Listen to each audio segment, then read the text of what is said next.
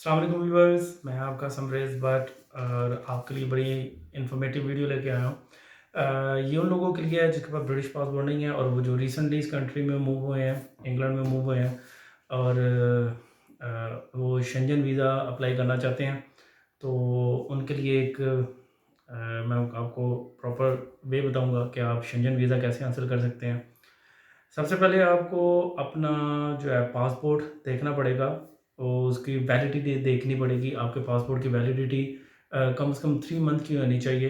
3 months वो कि जब आप जब आप यूरोप जाते हैं और यूरोप से जब वापस आते हैं और आपके जो वापस आने के बाद की 3 मंथ्स की वैलिडिटी उसमें होनी चाहिए। कुछ लोग यहाँ पे गलती करते हैं कि वो कहते हैं मेरा पासपोर्ट की वैलिडिटी ये है 3 मंथ्स की, वो वीज़ा अप्लाई करते हैं, तो वो गलत करते हैं, उनका वीज़ा रिफ्यूज़ हो जाएगा। क्योंकि आपकी वैलिडिटी वापस आने तक की जो है वैलिडिटी काउंट होती है। इसी तरह एक और चीज़ पासपोर्ट में आपकी जो है 2 पेज जो है वो मैक्सिमम जो है ना वो खाली होने चाहिए। एक के ऊपर आपका जो है स्टैम्प लगेगी वीज़े की और दूसरे पेज पे आपकी इन एंड आउट की स्टैम्प होगी। तो लिहाज़ा ये चीज़ का ख़्याल रखिएगा कि आपका कम से कम 2 पेज जो ब्लैंक होने चाहिए पासपोर्ट के लिए। दूसरा आपके पास जो वीज़ा है, आपने वो देखना है कि उसकी उसकी भी इसी तरह उसकी जो वैलिडिटी है, जब आप यूरोप जाते हैं, आपका जो भी टाइम पीरियड है, वीक का, 2 वीक का, 3 वीक्स का, जो भी आपका प्लान है, वो आपका 3 मंथ का वैलिड वीज़ा होना चाहिए वापस आने तक का। कि यहाँ पे जब आप इंग्लैंड वापस आते हैं, तो उस दौरान आपका आपके पास जो वापस आने के बाद का जो टाइम पीरियड है, वो 3 मंथ्स का वैलिड वीज़ा होना चाहिए, वरना आपको वीज़ा नहीं मिलेगा। इस चीज़ों का बहुत ख्याल रखिएगा। क्योंकि कई लोग थोड़ा-सा यहाँ पे कन्फ्यूज़ होते हैं कि आपके पास 3 मंथ का वैलिड वीज़ा है तो आप अप्लाई कर लें। नहीं, आपके पास जो भी है आपके पा वापस आने के बाद इंग्लैंड में एंट्री के बाद का वैलिड वीज़ा 3 मंथ का होना चाहिए, 90 डेज़ का। तीसरी चीज़ वेरी इंपॉर्टेंट आपकी जो है वो पिक्चर है। पिक्चर हमें 2 आपको पिक्चर्स चाहिए जिसकी जो है ग्राउंड वाइट वाइट बैकग्राउंड होनी चाहिए और उसका एक स्पेसिफिक साइज़ है यूरोप के लिए। वो है 35 बाय 45 आप किसी भी तस्वीर वाले के पास जाएँगे तस्वीर उतरवाने के लिए उसको आप बताएँ कि मैंने यूरोप के लिए अप्लाई करना है, तो वो आपको उनको पता है कि वो यूरोप के लिए क्या रिक्वायरमेंट है, तो आपको वो साइज़ की वो पिक्चर देगा। और इसमें बहुत एक चीज़ का ध्यान ये रखिएगा कि आपका जो तस्वीर है वो 3 मंथ से ज़्यादा पुरानी नहीं होनी चाहिए। तो इस चीज़ का ख़्याल रखिएगा। चौथी चीज़ जो है वो आपकी बैंक स्टेटमेंट है। बैंक स्टेटमेंट जो है आपके पास लास्ट 6 मंथ की आपको बैंक स्टेटमेंट चाहिए और बैंक स्टेटमेंट में आप थोड़ा-सा ये ध्यान रखें, इनकी कैलकुलेशन के मुताबिक यूरोप की कैलकुलेशन के मुताबिक कि आपको पर डे 50 से 55 पाउंड आपको वो काउंट करते हैं कि आपके पास इतने फंड होने चाहिए कि आप 50 से 55 पाउंड पर डे आप यूरोप में सर्वाइव करते हैं। तो अगर आप 1 वीक का 2 वीक का अगर आप रखते हैं रफली 250-300 पाउंड जो है वो अगर आप कहते हैं कि पर डे से भी एक हिसाब से लगाएं तो जितनी अमाउंट बनती है 400-500 आपने वीक 2 वीक्स वो आपके ऊपर डिपेंड करता है कितने वीक्स के लिए आप जाना है, तो आप 550 टू 55 पाउंड पर ईच डे आप उसको कैलकुलेट करें। तो ये आपके जो लास्ट 6 मंथ्स है ना, आपके एंड ऑफ द मंथ ये जो अमाउंट है 400 300 400 ये आपके पास एज ए सेविंग बचनी चाहिए। तो कोशिश करें कि अपना थोड़ा-सा रन करें और कोशिश करें कितने पैसे आप एंड में इसको सेव करें अपने अकाउंट में।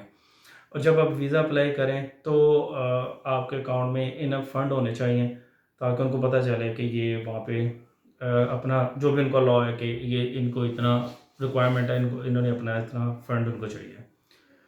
और एक बड़ी इंपॉर्टेंट चीज़ आपको लाइफ इंश्योरेंस चाहिए, ट्रैवलिंग इंश्योरेंस जिसको कहते हैं। ट्रैवलिंग इंश्योरेंस चाहिए, ट्रैवलिंग इंश्योरेंस में आपको कम से कम यूरोप के लिए 30,000 यूरो की इंश्योरेंस चाहिए। उसमें ये होता है कि ये भी फ़ायदा है कि अगर खुदा ना ख़ास्ता आपको वहाँ यूरोप में कोई मेडिकली प्रॉब्लम हो जाती है या कोई मसला बन जाता है, तो आपकी वो इंश्योरेंस आपको कवर करती है और ये बड़ी इम्पोर्टेंट है। आप अगर ऑनलाइन लेंगे तो आपको ईज़िली इतनी एक्सपेंसिव नहीं है, आपको तकरीबन 4-5 पाउंड में, 6 पाउंड में आपको जो है ना ये इंश्योरेंस मिल जाएगी। तो ये भी वेरी इंपॉर्टेंट आपको ये इंश्योरेंस चाहिए। उसके अलावा अगर आप किसी जगह काम कर रहे हैं, तो आपको जो है अपने जिस जगह पे काम कर रहे हैं उनका हेड लेटर पे मेन लेटर चाहिए और उसके ऊपर सिग्नेचर हो, वो किसी किस्म की प्रिंट ना हो, वो उनको ओरिजिनल डॉक्यूमेंट चाहिए। तो अगर कोई सेल्फ एम्प्लॉयड है तो वो अपना जो है टैक्स रिटर्न ज़रूर साथ लगाए, और जिस कंपनी के साथ भी जो भी उसकी कंपनी है उसका लेटर लगाए साथ, टैक्स रिटर्न ज़रूर लगाए, क्योंकि ये वेरी इंपॉर्टेंट है टैक्स रिटर्न। और इसको ख्याल रखें टैक्स रिटर्न का। उसके अलावा जो इम्पोर्टेंट चीज़ है, आपका एयर टिकट है। आपको एडवांस में एयर टिकट बुक करनी पड़ेगी, और आपको उनको बताना पड़ेगा, रिटर्न टिकट लेना पड़ेगी, ताकि उनको, और यूरोप वालों को सिर्फ ये मसला है कि ये जो बंदा है जो आ रहा है जिसको हमने वीज़ा देना है ये वापस भी जाएगा कि नहीं। तो लिहाजा आपको रिटर्न टिकट चाहिए। आप बड़ी चीप टिकट मिल जाती हैं और वो थोड़े से चार्ज करते हैं और वो कैंसिलेशन भी हो जाती है उनकी टिकट। तो आपको टिकट बाय करनी पड़ेगी, रिटर्न टिकट, ताकि उनको ये बताया जाए हम इस तारीख को, डेट को हम एंटर होंगे, और ये इस डेट को हम आपकी कंट्री छोड़ देंगे, ये हमारे पास प्रूफ है रिटर्न टिकट का, हम अपनी कंट्री में वापस आएंगे। तो रिटर्न टिकट चाहिए। उसके अलावा आपको होटल बुकिंग चाहिए, कि आपको आप वहाँ कहाँ रहेंगे, किसके पास जाएंगे, तो आपको होटल बुकिंग चाहिए। वो भी ऑनलाइन booking.com पे आप जाएं, वहाँ पे आपको बड़ी आसानी के साथ होटल मिल जाएंगे। आप उसको जो है वो भी फ्री कैंसलेशन है, तो आप वहाँ से भी होटल बुक कर सकते हैं। वो होटल बुकिंग की कंफर्मेशन भी चाहिए, वो भी लेटर चाहिए साथ, जो वेरी इंपॉर्टेंट है। तो एक चीज़ का वो ख्याल रखिएगा, कोशिश करें कि आपने जब ट्रैवल करना है उससे कम से कम 4 to 6 वीक्स पहले अपना वीज़ा अप्लाई करें, क्योंकि समटाइम हम वैसे ही, अगर कोई आपका पेपर आगे पीछे होता है या कोई थोड़ा सा टाइम लेने में, डिसीजन लेने में टाइम लगता है, तो वीक 1.5 वीक लग जाता है।